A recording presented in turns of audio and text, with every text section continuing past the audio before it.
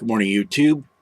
I didn't know if you were aware of this or not, so I'm going to go ahead and read some excerpts from a report given by The Blaze. The date of this report is February 9th, 2012. Down below the video will be a couple of links for the sources, so you can go and read all about it. The title of this story in The Blaze is FED approves first nuclear plant in a generation. The Blaze AP reports the nation's first new nuclear power plant in a generation won approval Thursday as federal regulators voted to grant a license for 2 new reactors in Georgia. The Nuclear Regulatory Commission, or NRC, voted 4-1 to approve Atlanta-based Southern Company's request to build 2 nuclear reactors at its Vogtle site south of Augusta. The vote clears the way for officials to issue an operating license for the reactors, which could begin operating as soon as 2016-2017. The NRC last approved construction of a nuclear plant in 1978, a year before a partial meltdown of the 3 Mile Island nuclear plant in Pennsylvania raised fears of a radiation release and brought new reactor orders nearly to a halt.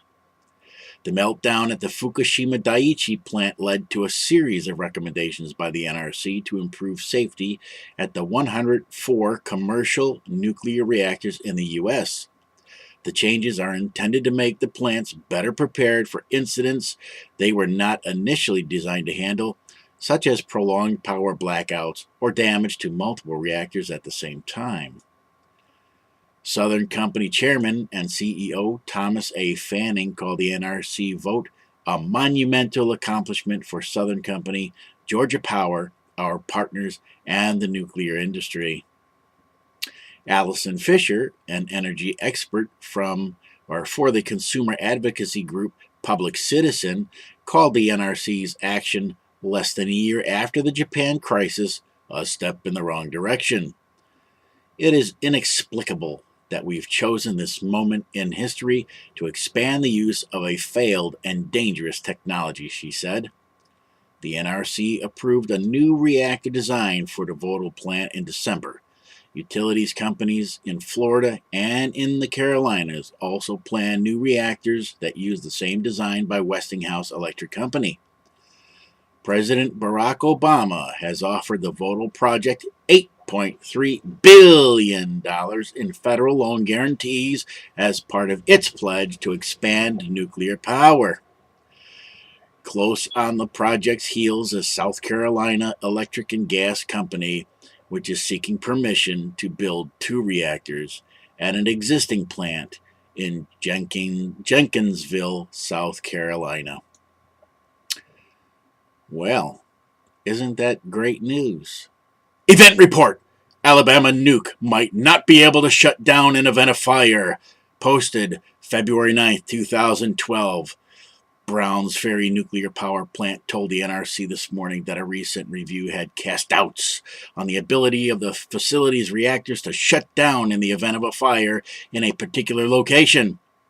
According to the event report, due to lack of physical separation with 120-volt AC lighting circuitry, the Reactor Protection System, or RPS, potentially could remain energized due to a postulated hot short circuit during a fire, which could potentially prevent the control rods from inserting. Therefore, the fail-safe design of the RPS system would not be maintained.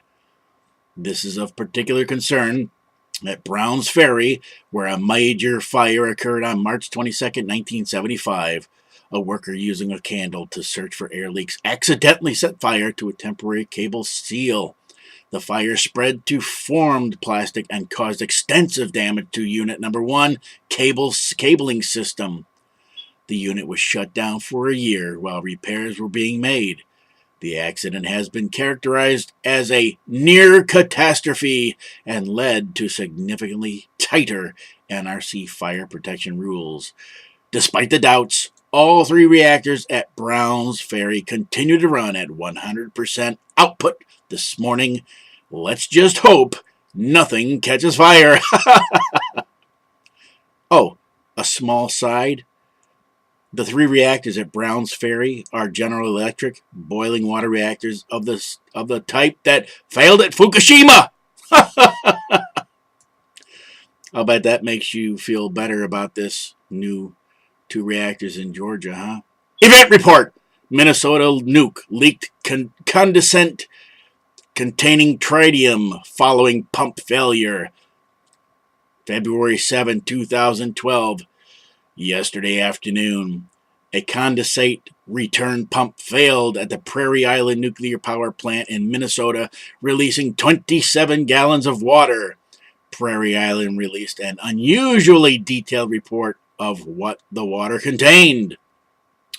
The release contained the following chemicals: 11.2 parts per million of methoxypropylamine, 8.1 parts per million of ammonia, 11.2 parts per billion of hydrazine, and 1.50 E-5 micro CI/ml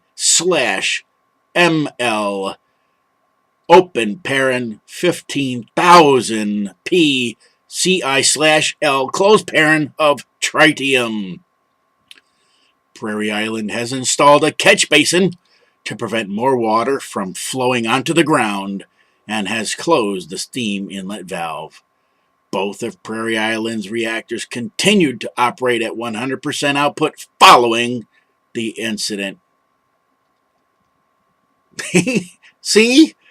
It's safe. Really. Nothing can happen. It's all good. And after all, President Barack Obama was over there, and he's given $8.3 billion to the project. So if he's doing that, it must be safe, right? So anyway, I didn't know if you were aware of this news, but I thought I would go ahead and share it with you. All of you lovely folks down in Atlanta, GA, and Florida, and the Carolinas, where they propose to build more of these safe, efficient nuclear power plants. Have a great day.